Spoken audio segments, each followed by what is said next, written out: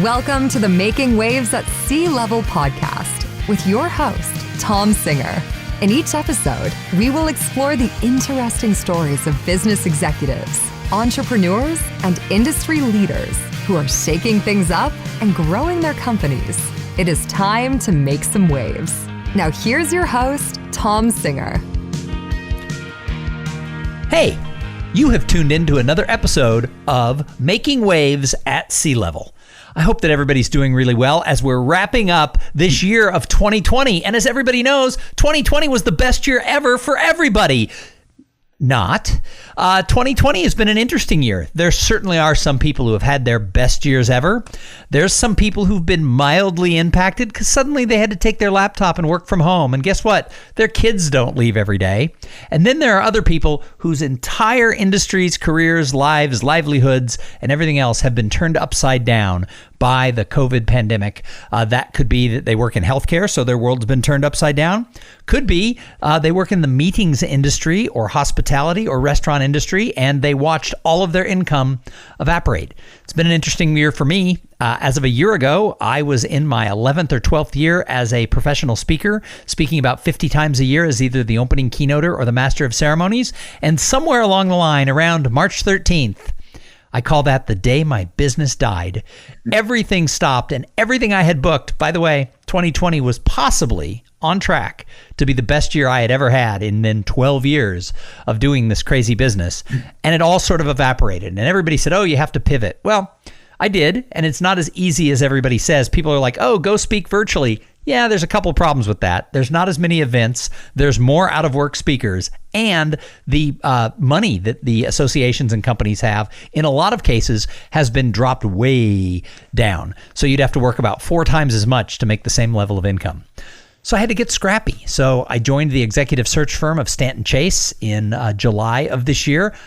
I am having the best time ever learning a new industry. Throughout my career, I've worked in several different industries, and this year has been so much fun. Stanton Chase is, without question, the best organization I've ever worked for, and the people I work with have been really good since I'm coming from the outside, helping me adapt my skills to be able to fit this new industry. All that being said, you know what? Going into 2021, my focus is all about the goals and getting things done. And today, we're going to talk about the one thing theory, because according to my guest, you can't do 100 things at once. Guess what I've been doing for 2020? About 100 things at once. I'm throwing not just a pot of spaghetti at wall, I'm throwing an entire manufacturing plant's worth of spaghetti at the wall to see what sticks. And my guest says, no, don't do that. You do one thing at a time. So we're going to talk about the one thing theory with David Essel. But first, I have to thank the sponsor, or one of the sponsors of this episode. So today's episode is brought to you by Spectrum Reach. Now, at Spectrum Reach, they know one thing better than anybody. They know, number one, how to harness the power of multi-screen advertising. Number two, they know how to offer a simplified one-stop shop destination for marketing solutions. And number three, they know what makes our cities and towns tick because they're our neighbors. They are the most trusted media partner in America. Visit SpectrumReach.com to get started today. So speaking of today you're listening to Making Waves at Sea Level, and our guest is David Essel. David is a #1 best-selling author. He is a master life coach. He's been a speaker for 40 years, and he's a pretty nice guy. So David Essel, welcome to Making Waves at Sea Level. Great to be a part of the show. I'm really happy to be able to add whatever we can to your audience so that they can move forward. And I think 2021 is going to be an amazing year. So you know what? 2020, actually, I complained because financially I got kicked in the teeth. But, I'm kind of happy. I have a good life. My kids are doing well. My daughter started college. My youngest daughter got into her first choice. We never even toured it because it was kind of remote and not located near anything else that she applied to. And I said, look, and it's hard to get into the Ivy League.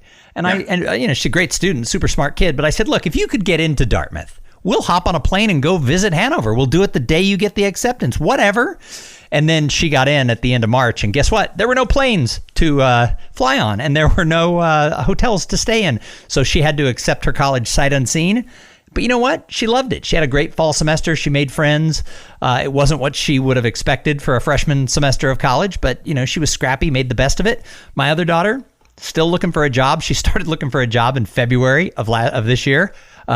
February, the job market sort of shut down. She's been out of college a little over a year, but her fiance has a great job. They bought a house in Chicago, and my wife and I still like each other, even in quarantine where we see each other every day. So 2020 is fine, but you think 2021 is going to be spectacular. So tell us more, David.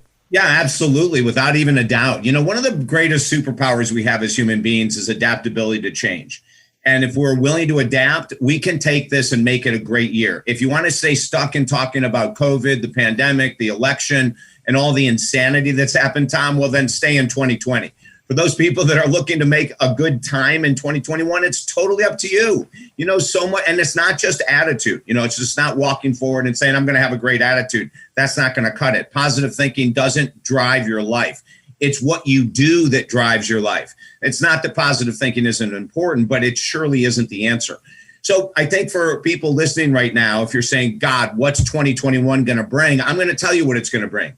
Exactly what you expect and exactly what you do. So if you want to expect greatness and do steps to take you to greatness, 2021 will be amazing.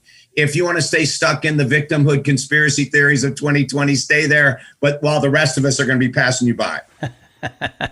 All right. So that leads me to the first thought, and that is I'm a big believer in goal setting. I know there's a lot of people who kind of roll their eyes and they're like, oh, goal. So if you set a goal and you don't hit it, then you're sad. Yeah, but if you set a goal and you don't hit it, you get way farther than you would have without it, then you're better off.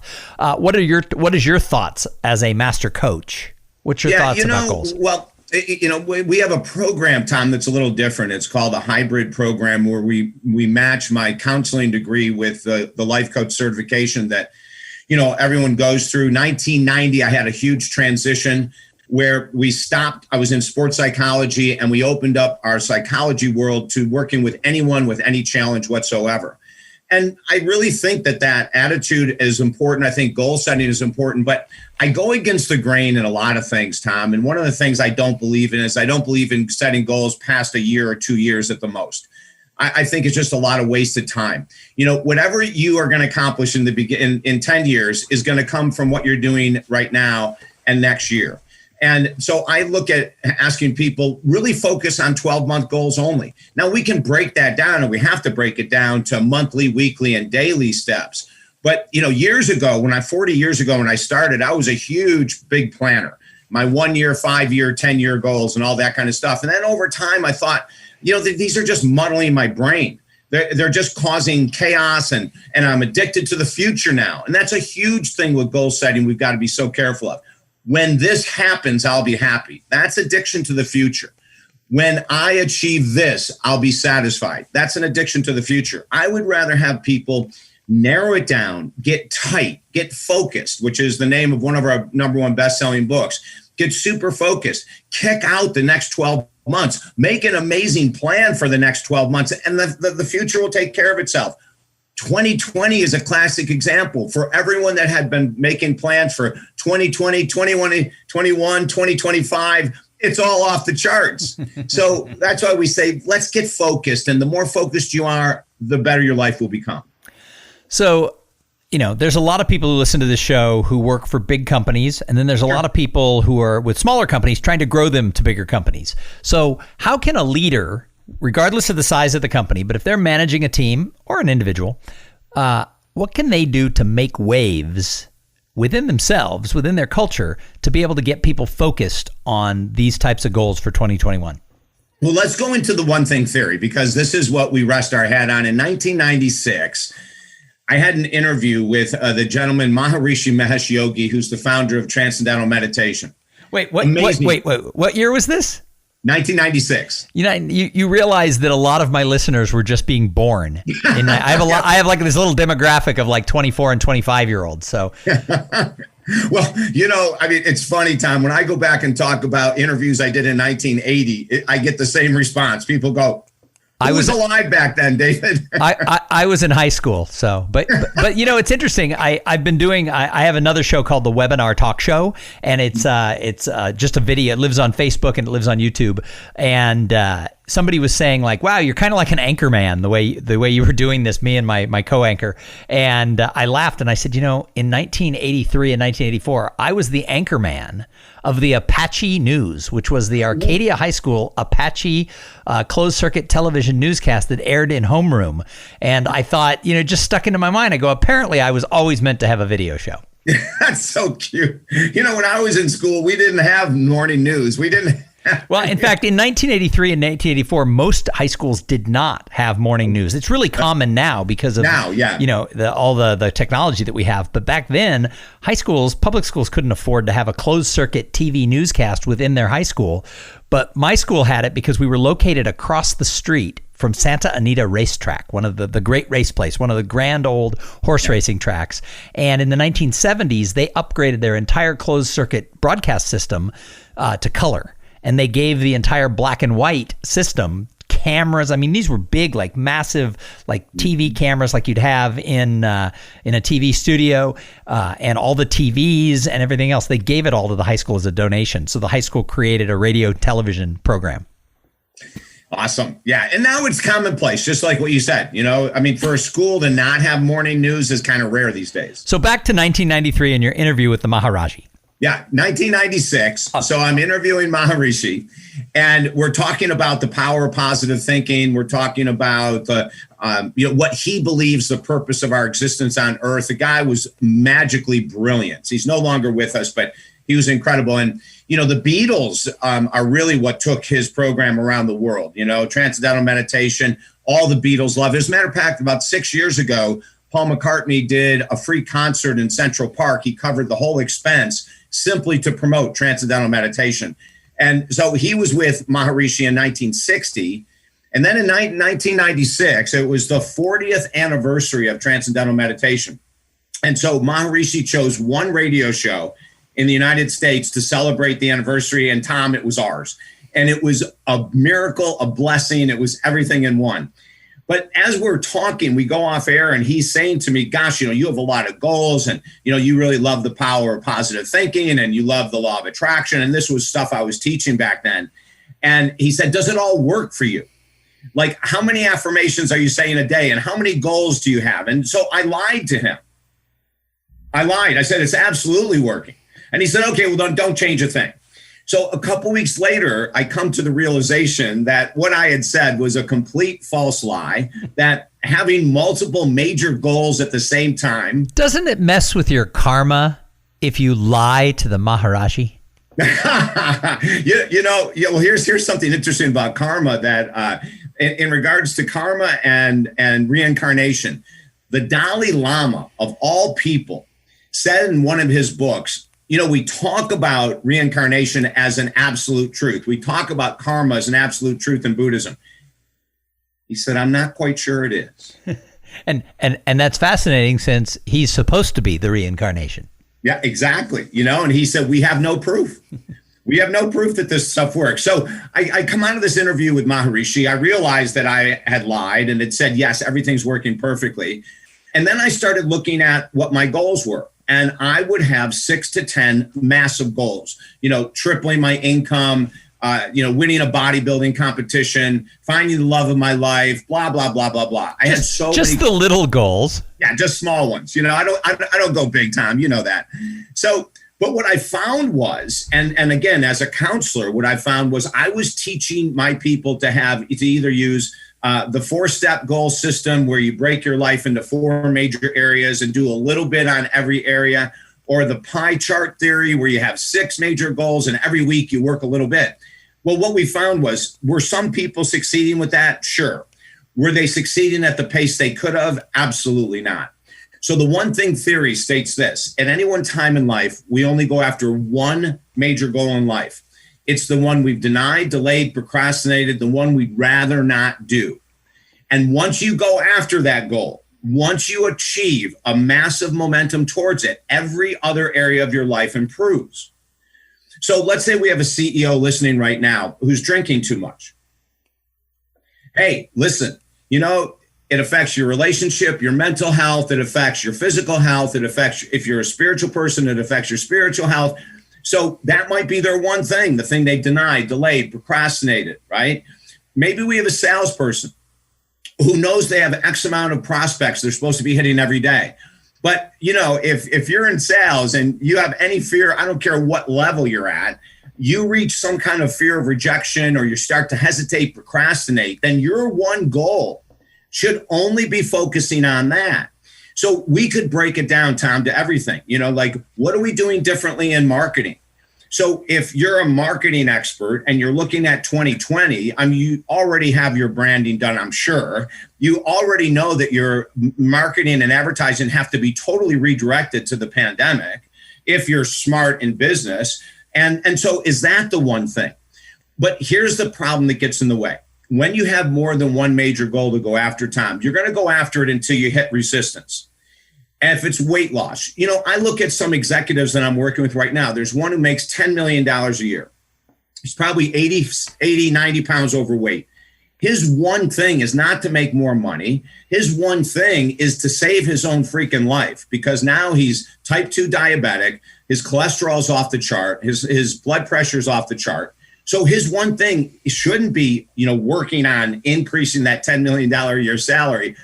He needs to do what he needs to do to keep that money coming in. But the real focus should be at least 1 to 2 hours a day on the goal that you would rather not do. Maybe we have executives who are in crap marriages. Listen, one of my books, Love and Relationship Secrets, that hit #1 a year ago, we prove in there, Tom, 80% of marriage in this country suck. We prove it with statistics. So if you're a CEO, you're a marketing expert, you're an HR person, whatever your role is in corporation, and you have a crap relationship, it's affecting your work.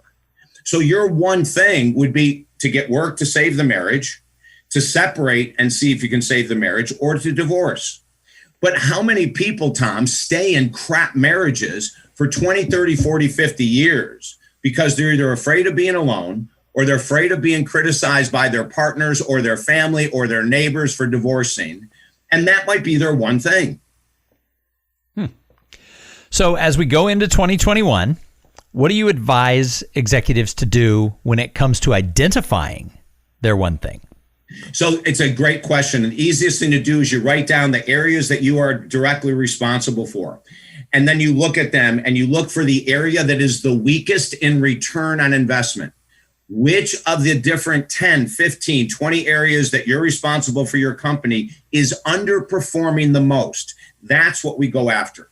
We always look for the weakest link, Tom. It's easy as hell to work on your strengths. I played basketball Division I, and before making a Division I basketball team, I had to be equally skilled in handling the basketball in both hands. Because when you get to that level, if you have a weakness, your opponent's going to find it in a heartbeat. So the thing, let's get foul shooting. Oh my God, the NBA, college, there's so many great players that suck at foul shooting. And you'll see them being taken out at the end of the game because the coach is afraid that if they get fouled, they're going to miss it and could lose the game. So their one thing would really be focusing on their foul shooting. Now, as we say this, whether we're talking about your relationships, your marketing plans, your sales, et cetera, in business, no matter what it is, it doesn't mean when you're going after the one thing that you stop all other activities. It just means you make that one goal the priority. And like I said earlier, an hour to 2 a day, 5 to 6 days a week is usually what's needed to be able to pull that one thing and to lift it up to be equal to your strengths in your business or your personal life. That's fascinating. I've got a couple more questions for you, but first I have to thank the other sponsor of this episode. So this episode, like all of them, is brought to you by Podfly Productions. Podfly, they take the time and the headache out of creating your own podcast. They set you up with the right equipment, training, and guidance to ensure that you sound amazing. Podfly does all the heavy lifting and that pesky technical work so that you can focus on creating great content, growing your audience, and interviewing people who are making waves like David Essel. Hey, if you want to start a podcast, and I know that some of you do, jump on over to podfly.net/coolthings and check out the offer that they have for the listeners of this show. So, David, I used to call the show Cool Things Entrepreneurs Do. What's the coolest thing you're doing in business these days? Oh my God. We just came out with a book I always wanted to write, Tom, and I was so afraid of writing it because of pushback. It's called 50 Plus Flavors of Erotic Love. As a counselor, I've been working in the world of erotic love since 1996. Wait. I'm lost on the title. I'm thinking 50 ways for 50 erotic love? 50 plus ways. Oh, we're not stopping at 50. Oh, 50 is child's play, Tom. Go on. Tell us more. So, I mean, this is one of the funnest things as an entrepreneur is that, you reach a certain level and you really don't care what people think, and that's where I am. So you're giving that young demographic that I talked about, those 20 somethings who listen to the show. David, I'm not going to ask you your age, but I know you're older than I am because you were doing interviews when I was going to high school basketball games. Right. So you're giving the youth some hope that when you get up over 50, over 60, there's still some fun going on. Oh my God. And Tom, the number one reason I wrote it as a counselor is to save monogamous relationships. 80% of relationships in our country suck. One of the reasons is because people don't even know their own intimate needs. They don't know their partner's intimate needs, and they sure as hell don't know how to talk about them. Everyone's so afraid when it comes to sensuality and sexuality of rejection, criticism, abandonment from their partner. No one really talks about it. But let me put it this way. When 50 Shades of Grey came out, when that book and those movies came out, do you know that the highest percentage of people reading the book and going to the movie were ultra-conservative women? Think about that. That means that these ultra-conservative women are filled with shame and guilt. They're afraid to talk openly to their husband, their partners. And in that fear and shame, they get to go and practice in fantasy land by reading a book or watching a movie. And what we've done with my book is we've said, let's get out of fantasy and apply this to your personal life. I'd say about 50% of the stories in the book are written by people that were on the verge of another affair, a divorce, workaholism, or addiction to avoid their partner. 50% of the stories are coming from my clients themselves that say, oh my God, once I learned about erotic love, we actually came back together. And I could tell you so many stories from the book that are extremely exciting. So is the book out yet, or is this something people have to wait for? I was gonna say, where's my free copy? It's available at Amazon, Tom, just like for everyone else. Damn. The great part of hosting a podcast is people send you free shit. Yeah, right. That's what you're expecting. So that's awesome. So people can get that book there. Who is that target demographic? Is it those conservatives who voted for Trump who are bored in the bedroom? The audience is really 30 to 70. That's really the main demographic for it. And it's couples that have been together for more than a year who, because it's about at the year mark, sometimes it's at the 6-month mark, that we start to lose that connection. And so what we say is, hey, listen, one of the reasons that you're losing the connection is because you don't know your partner. Listen to this, Tom. Yesterday in my office, a couple been married 10 years. I asked them to do this exercise. What do you think your partner's intimate needs are? And I'm not just talking sex. I'm talking about holding hands, cuddling, doing things on their own, talking intimately about their future goals, all that kind of stuff. And so I said, I want you to write down what you think your partner's intimate needs are, desires are. They both did the exercise, and they were both so way off base, and they've been married for 10 years. They had no idea of their partner's desires. So you said this is the book you've always wanted to write. Why didn't you write it 25 years ago? Oh, it's a great question. And the simple reason was I was afraid of rejection. I was afraid that people would look at it and say, oh my God, David Essel's going into smut. He's going to hell, or whatever it might be, And but you know what really broke all this open as an entrepreneur for me is that I wrote books for 20 years and we barely sold any. And then I came out with a book that went number one, I think it was 3 months. It was called Positive Thinking Will Never Change Your Life, but This Book Will. That book, and everyone told me I'm either going to be working in a convenience store or it's going to really skyrocket. And so we took a risk, and it was the first risk that I came out in public and said, the law of attraction's a bunch of crap. The secret's a bunch of crap. Let's look at reality. 20% of your success will come from your positive thinking, and 80% will come from doing the work you don't want to do. So, and even in the 50 plus flavors of erotic love, there are so many people, there's exercises in there to follow, right? And so many people are afraid to open the book and to follow the exercises because they aren't sure what they're going to find out.